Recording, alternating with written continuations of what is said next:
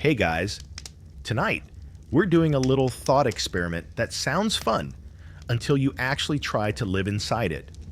We're taking you exactly as you are, with your modern habits, your modern expectations, your modern confidence, and we're dropping you into medieval life with nothing but the clothes on your back and a calm mind that's about to be tested.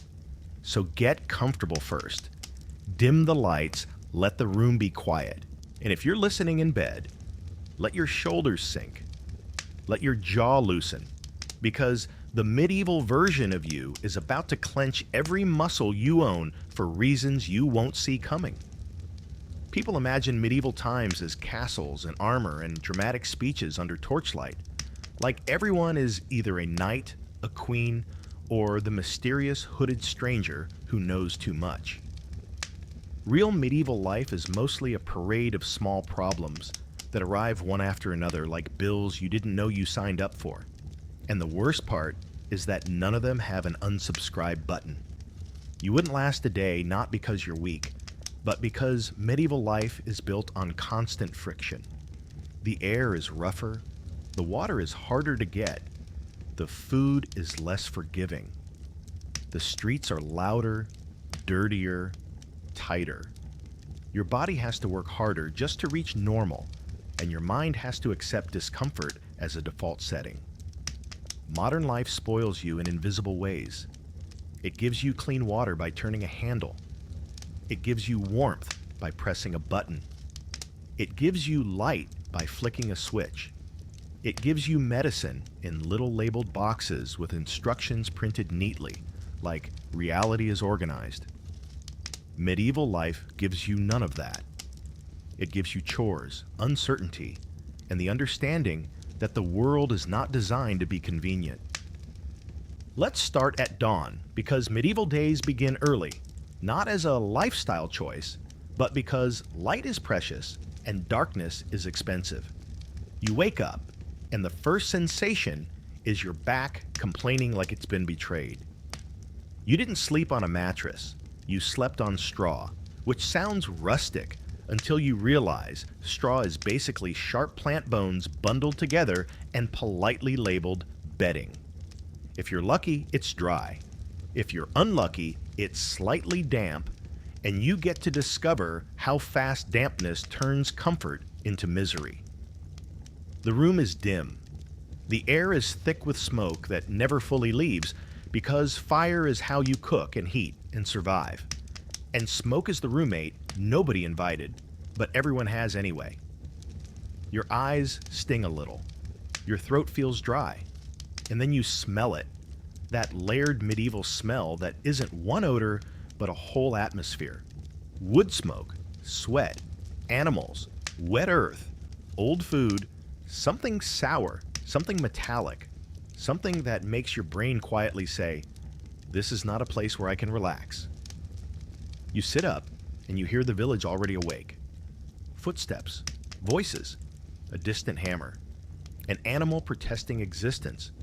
You step outside, and the cold bites differently than you expect. It's not just chilly, it's that damp, penetrating cold that crawls into your clothes and settles in your joints like it's planning a long stay.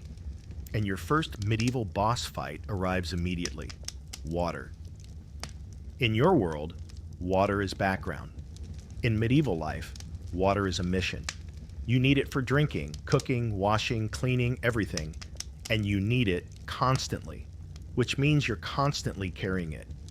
You walk to a well or a stream with a bucket that feels fine until you fill it. And then you realize you've been living in an era where your hands were never meant to haul weight all day. The path is mud or hard ground or both at once. The mud tries to steal your shoes. Your clothes feel heavier as the damp clings to them. Your arms tense. Your shoulders burn. And while you're doing all this, you are also having a quiet mental breakdown because the modern part of your brain keeps saying, "Why is this so hard?" As if the world owes you convenience. Medieval life answers with silence because medieval life does not negotiate. You bring the water back. You set it down. You already feel like you've done something heroic. It's not even breakfast yet. Now breakfast. People imagine feasts, but most days are simple. Bread, porridge, maybe some cheese if you're lucky, maybe a bit of meat if you're very lucky, or someone recently made a mistake involving a chicken. And you will learn quickly that medieval food is not trying to impress you. Medieval food is trying to keep you alive. Bread is dense, hearty, sometimes rough. It's not the fluffy, soft thing you're used to. It's the kind of bread that could double as building material. You take a bite, and your teeth immediately file a complaint. Which brings us to the second boss fight, your mouth. Modern dentistry is basically a miracle. Medieval dentistry is mostly a prayer followed by a very bad day. Tooth pain isn't an inconvenience. It's a looming threat that can ruin your ability to eat, sleep, function, and if it gets infected, it can kill you. That's a sentence modern people don't emotionally believe until they live in a world without antibiotics. So you chew carefully. You swallow. You pretend everything is fine. You tell yourself you'll adjust, and you might if the day doesn't ruin you first. Because then you step into the street, and the street is the third boss fight. Medieval streets are narrow and crowded and alive. They aren't clean. They aren't organized. They're more like shared corridors where people, animals, carts, and all the mess of life move through the same space. There are smells everywhere. A butcher stall with meat hanging openly, flies treating it like a festival, a fishmonger's area that hits your nose like a slap, a tannery somewhere nearby, which is basically the medieval version of a chemical plant, except it's powered by urine and suffering. You hear vendors shouting. You hear arguments. You hear laughter. You hear someone preaching about sin like it's their full-time job, which it often is. And under all that sound is the reality you're trying not to focus on: waste. Medieval sanitation is not a system, it's a habit, and the habit is usually put it somewhere else. People throw refuse into the street. Animals do what animals do. Rain turns everything into a slick-moving stew. You try to step carefully, but your modern brain keeps making the mistake of thinking the ground is neutral. The medieval ground is not neutral. It is actively plotting against your shoes. Now imagine you're trying to keep yourself clean, because modern you cares about that. Medieval you has fewer options. Bathing exists, but it's not daily for most people. And clean water isn't unlimited. Soap isn't always easy. Clothes are harder to wash and dry. And even if you wash, you are still living in an environment where dirt returns immediately, like an unpaid debt. This is where the fourth boss fight moves in quietly. Parasites, fleas, lice, bedbugs. Not rare, not shocking, not a scandal, just part of life. They travel with people. They live in bedding. They hide in seams. Your modern skin feels everything. You scratch once, then twice, then again, and your mind starts doing that thing where it can't stop thinking about it. Meanwhile, everyone around you is acting normal because they've learned not to waste emotional energy on what can't be fixed. You, however, are about to spend the next hour negotiating with your sanity over an itch. And then you learn another medieval truth. Privacy is a myth. You can't vanish into headphones. You can't escape into your phone.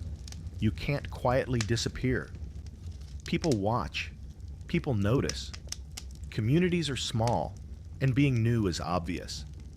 If you're not from there, your accent, your clothes, your posture, the way you hesitate before stepping through mud, all of it marks you. In modern life, you can be anonymous in a crowd. In medieval life, the crowd remembers you. Everyone's business is everyone's entertainment. And if you're thinking, fine, I'll just stay inside, that's not the refuge you imagine either. Indoors is dark. Not cozy candlelit dark, but practical. We don't waste light dark. The air is heavy. Smoke clings to the ceiling. The walls hold damp. The floor holds cold. And the sounds never fully stop because medieval buildings are not soundproof and medieval life is not quiet. Midday arrives and you realize you are tired in a new way. Modern tired is often mental, the tired of too many messages, too many tasks, too much noise. Medieval tired is physical and constant. Everything costs effort. Every object is heavier because you're carrying it, making it, fixing it, hauling it. Work is everywhere. Work is the foundation, and leisure is a luxury that arrives only when the world allows it. You watch people who look older than they are because life has been pressing on them since childhood. You see hands rough from labor, backs bent from carrying. You see children working, not as a character-building summer job, but as part of survival. And you begin to understand that medieval life isn't dramatic most of the time. It's repetitive. It's endurance. It's the long, steady effort of keeping your household functioning when nature, disease, and politics can crush you without warning. And that's when the fifth boss fight appears. The one that medieval people feared even when they didn't fully understand it. Sickness. In modern life, a fever is usually an inconvenience. In medieval life, a fever is a question mark with teeth. You hear someone coughing, and your modern brain wants to call it a cold. Medieval brains don't have that comfort. They have superstition. They have religion. They have fear. They have folk remedies. They have people who mean well and still make things worse. And in a world without antibiotics, without modern sanitation, without clean water on demand, sickness spreads quietly, and then suddenly it's everywhere. You notice a man with a rash. You notice swollen eyes. You notice a limp. You notice how quickly people accept pain as normal because they have no choice. You also notice how quickly your own mind starts craving the simplest modern things. A clean sink, a private bathroom, a soft bed, a glass of water you don't have to question. And you realize this is only the first half of the day. Because medieval evenings bring their own problems. Light fades, and the village changes. Not into something supernatural, but into something uncertain. Without streetlights, darkness becomes a real presence. You understand why people feared the night, why they locked doors, why they told stories about creatures and spirits.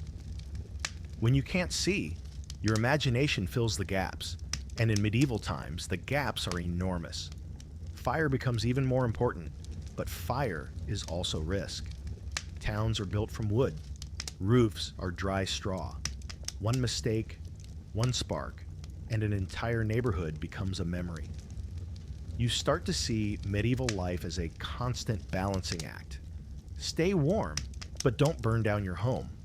Get water, but don't get sick. Eat enough, but don't ruin your teeth. Work hard, but don't break your body. Trust your neighbors, but watch your back. And the scariest part is that most of it isn't heroic.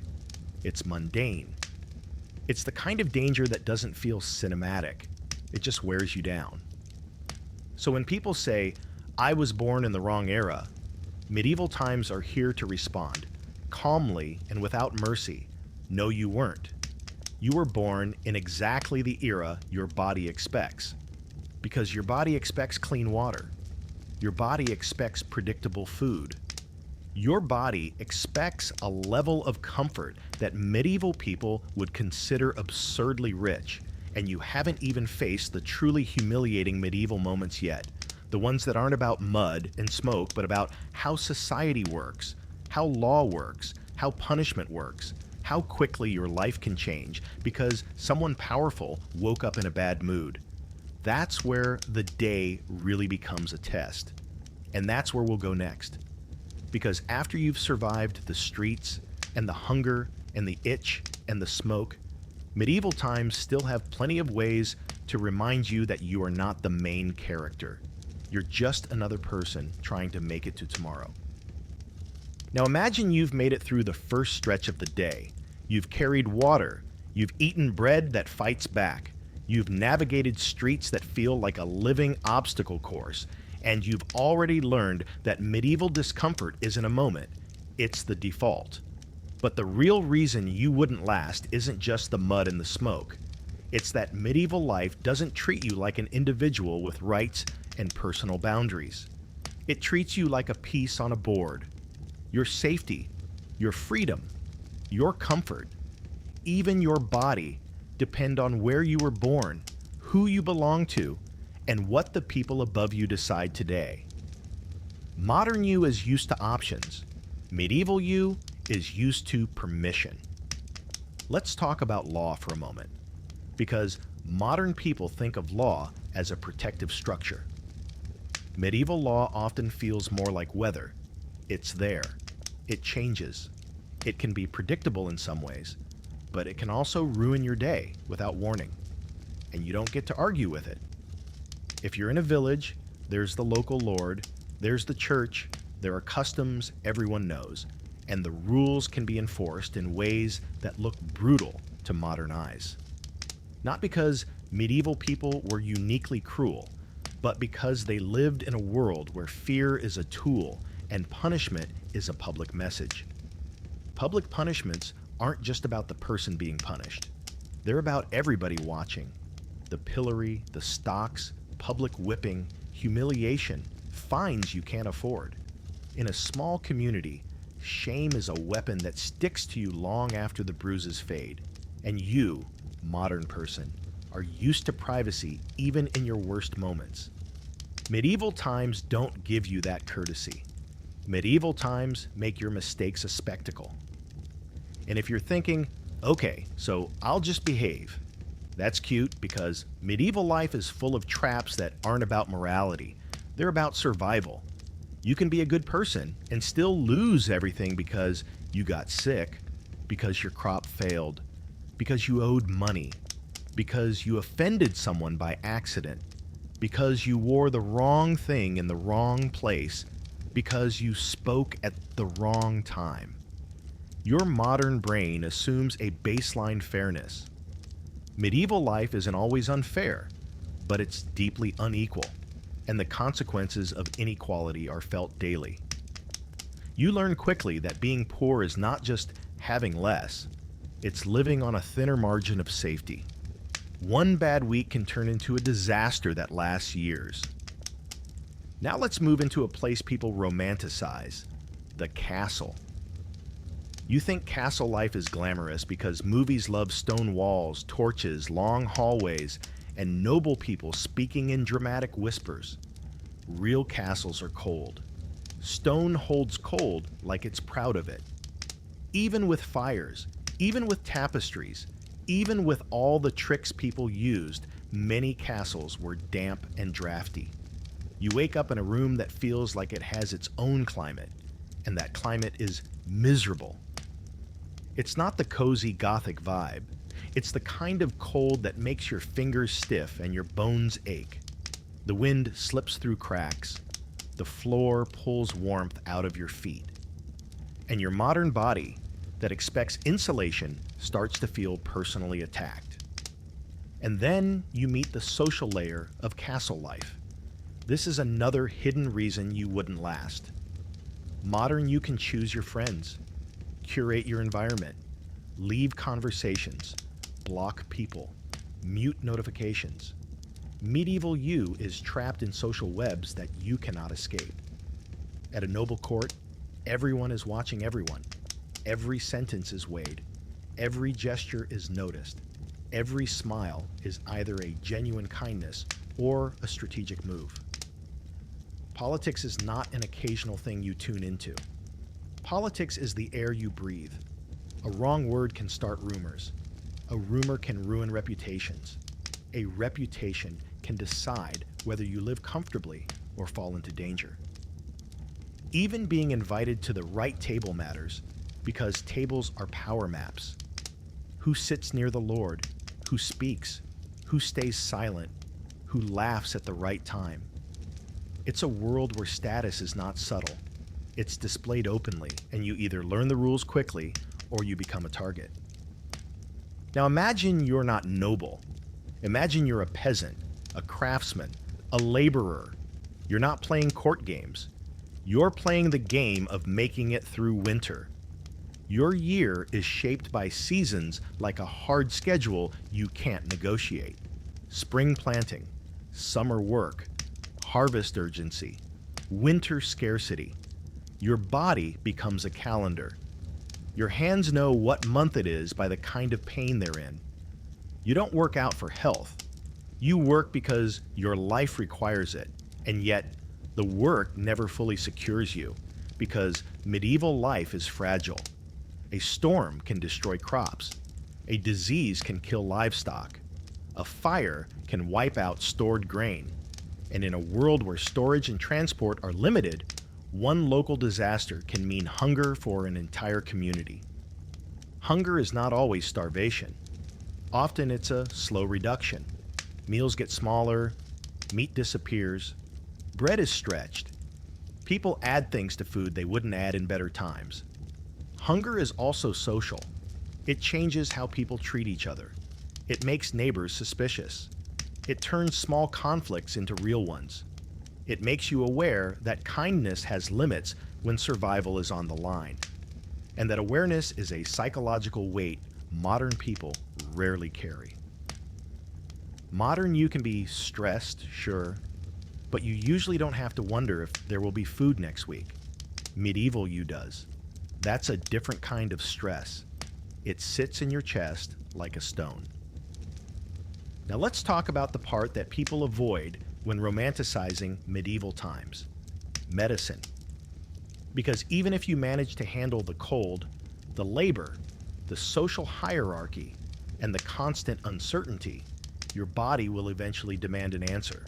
You cut your hand, you get an infection, you break a tooth, you get a fever, you trip, and your ankle swells. Modern you expects treatment.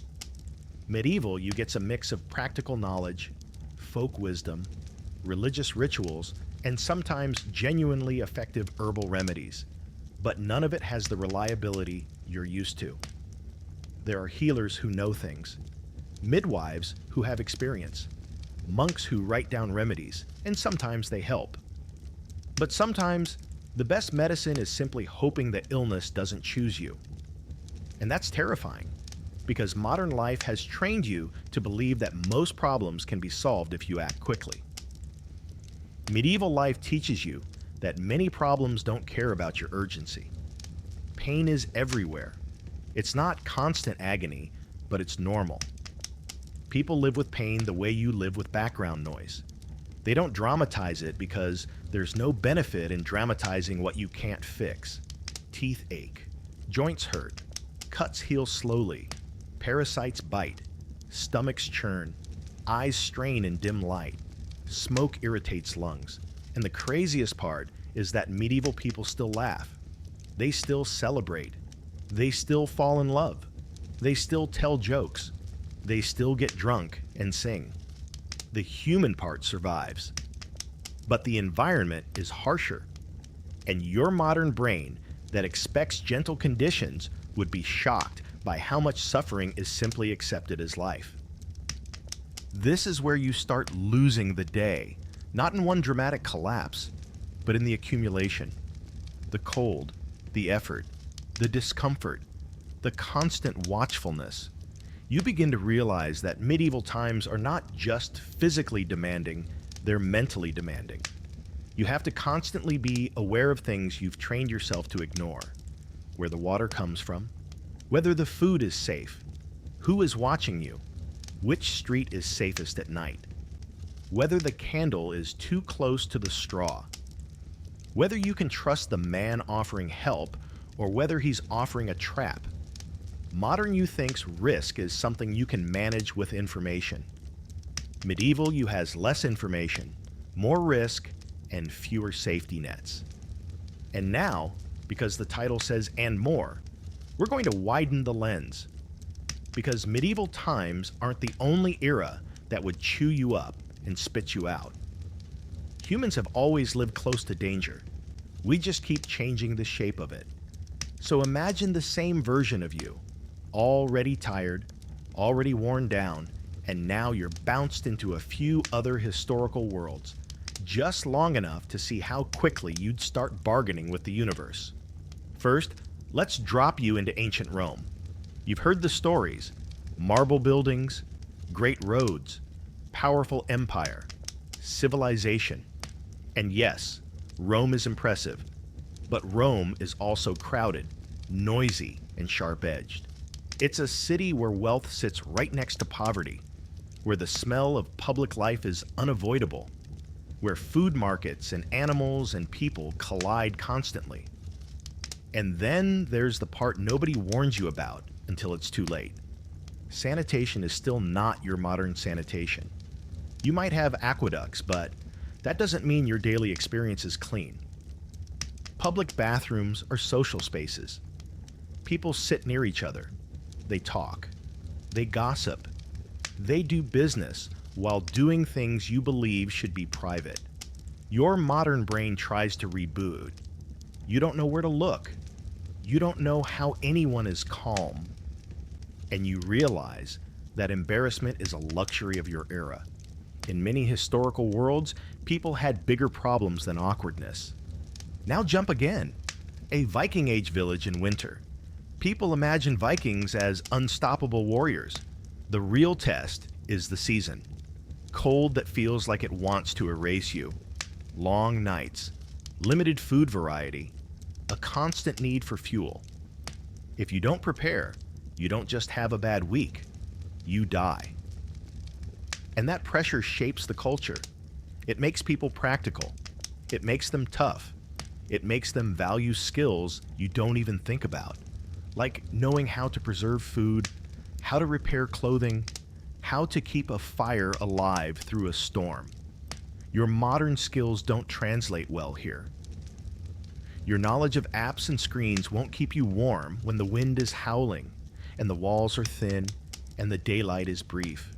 And then, because history loves to humble people, we move you forward to an early industrial city. You think, okay, this is closer to modern life, I'll be fine.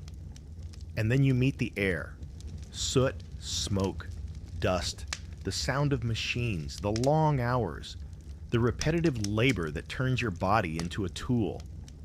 People lose fingers. People develop coughs that never leave. Children work.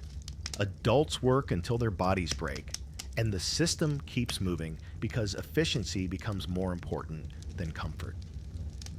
You realize that progress doesn't automatically mean kindness. Sometimes progress just means we found new ways to demand endurance. So, what's the point of this? It's not to mock you. It's to remind you that the world you live in, with its clean water and soft beds and quiet rooms and reliable medicine, is not normal in the long human story.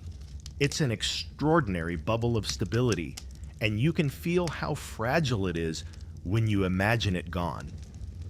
And that awareness makes medieval times feel less like a costume party and more like a hard reality that shaped millions of ordinary lives. Now let's return to medieval times for the final stretch of your day, because you still haven't fully met the night, and night is where medieval life becomes both quieter and more frightening. Not because monsters appear, but because darkness is an amplifier. It amplifies fear. It amplifies uncertainty. It amplifies every sound. The village quiets down, but it never becomes silent. You hear distant footsteps. You hear wood creak. You hear animals shift. You hear wind slipping through cracks, and you realize that without modern lighting, the world outside your door becomes a place you can't control. You lock up. You stay close to fire. You hope nothing goes wrong. And hope, in medieval life, is not a poetic concept. It's a survival tool. Night settles in fully now, and you can feel the medieval world change shape. In daylight, everything is visible, messy, loud, and busy. At night, the same places become uncertain, and uncertainty is one of the hardest things for a modern brain to tolerate. In your world, darkness is a mood. You turn on a lamp, you dim a screen, you choose the vibe you want. In medieval life, darkness is a limit. It's a wall. It's the point where you stop doing things because you can't reliably see. And when you can't see, you can't control what happens. Firelight helps, but firelight is small, and it flickers, and it makes shadows stretch in ways that trick your eyes. A room lit by candles doesn't reveal everything, it hides things in plain sight. Corners become deeper, hallways become longer. Every creak in wood feels like a message. And this is where your imagination starts doing its job, because the human mind hates unanswered questions. If you hear a sound in the dark, your brain wants an explanation. In modern life, you usually get one quickly. A neighbor, a cat, a pipe, the building settling. In medieval life, explanations are harder, and when explanations are hard, stories fill the gap. That's why folklore grows. That's why superstition is not just cute old beliefs. It's a survival strategy for a world where you don't always know what's coming, and you need some kind of framework to hold your fear. So people talk about spirits, omens, curses, demons, saints, witches, and all of it is a way of saying the world is dangerous, and we need language for that danger.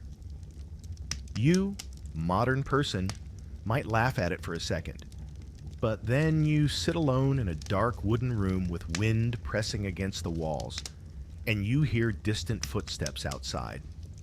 And suddenly, the laughter evaporates, and you understand the emotional logic instantly. Now imagine you have to travel. People forget how much of medieval life was local because travel was hard, slow, and risky. If you want to go somewhere, you walk. If you're lucky, you have a horse. If you're very lucky, you're traveling with a group. Roads exist, but they're not smooth, not safe, not consistently maintained. You're dealing with mud, rain, and exhaustion. You're dealing with bandits, or soldiers, or desperate people, or simply the chance of getting lost. In modern life, getting lost means you turn around or check your phone. In medieval life, getting lost can mean you don't come back. It can mean you stumble into someone else's territory, and territory matters. Boundaries aren't just lines on a map. They're power.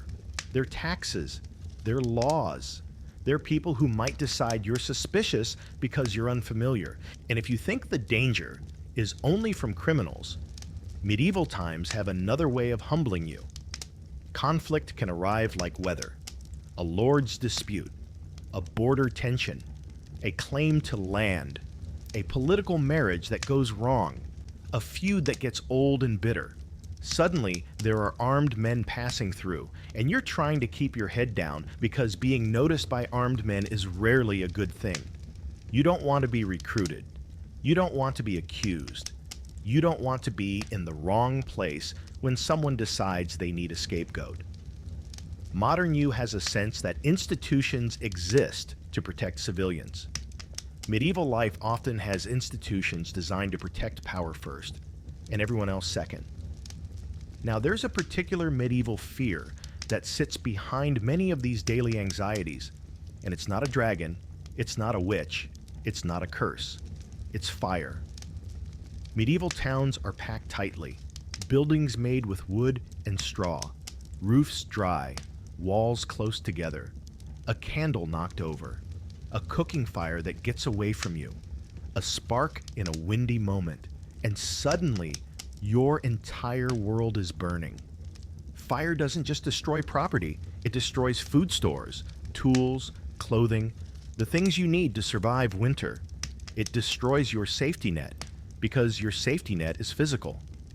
It's a chest of grain. It's a bundle of cloth. It's a roof over your head. Modern youth thinks of emergencies as temporary because you can usually recover with help.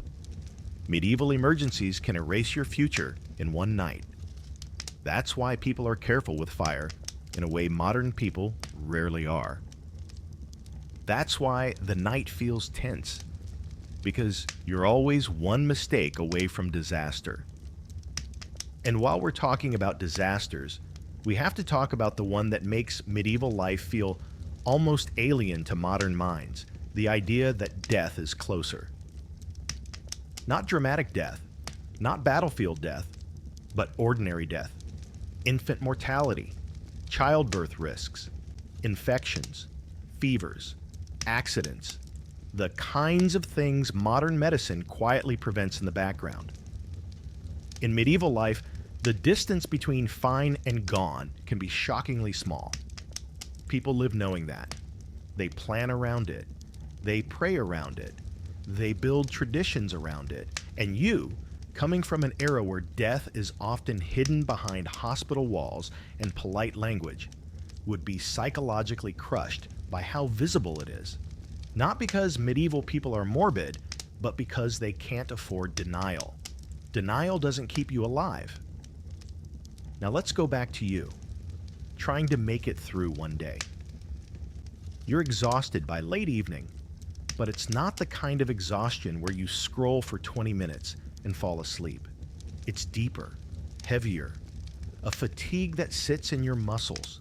Your hands feel raw, your feet ache, your skin feels like it's carrying dirt, even if you've tried to wash. Your mind is overloaded because you've had to pay attention to basic survival details all day. And then you lie down, and you realize sleep itself is a challenge. The bedding is uncomfortable. The room is shared or close to others. Sounds carry. Something itches again. The smoke lingers. The air is damp, and your modern brain keeps trying to demand silence, comfort, and control, like it's placing an order. Medieval life doesn't take orders. This is the point where a lot of modern people would mentally break, not from one big horror, but from a slow drip of discomfort and uncertainty. Because you are used to a world that smooths the edges. Medieval times are all edges: rough cloth, rough food, rough air, rough hands, rough rules. It's constant contact with reality in its unfiltered form. And because the title includes "and more," there's one more thing we should admit before we close this out. Medieval times are brutal, yes, but they're not uniquely brutal. They are just honest about how hard life can be when technology and infrastructure haven't built you a cushion. If we keep time traveling you through history, you'll keep running into the same truth wearing different clothes. In some eras, the danger is cold. In some, it's heat. In some, it's disease. In some, it's war. In some, it's work that never ends. The details change, but the theme stays the same. Humans survived because they adapted, not because they were comfortable. So when you say, "I wouldn't last," you're probably right, but not because you're weak. You're specialized. You're built for a world with systems. Take the systems away, and you're like a fish on land. Not because the fish is dumb, but because it wasn't designed for that environment. Medieval people weren't superhuman. They were trained by their world from birth. Their bodies and minds were shaped by constant exposure. You weren't. And that's why this thought experiment is strangely comforting. Because it doesn't just show you how hard the past was, it shows you how much of your modern stress exists on top of a foundation that is actually astonishingly stable. You can be anxious about messages and deadlines and social pressure, and those things are real, but they happen in a world where your survival basics are mostly handled. Medieval life forces you to spend all your energy just getting through the day. There's less room for abstract stress because the concrete stress is so loud. Now let's finish your day, because the final stretch is where medieval life quietly proves its point. You've already suffered through the obvious stuff: the mud, the smoke, the labor, the itch that won't stop, the cold that seeps into you, the constant awareness that sickness is always nearby. But the most dangerous medieval problems are the ones modern people don't even know to look for.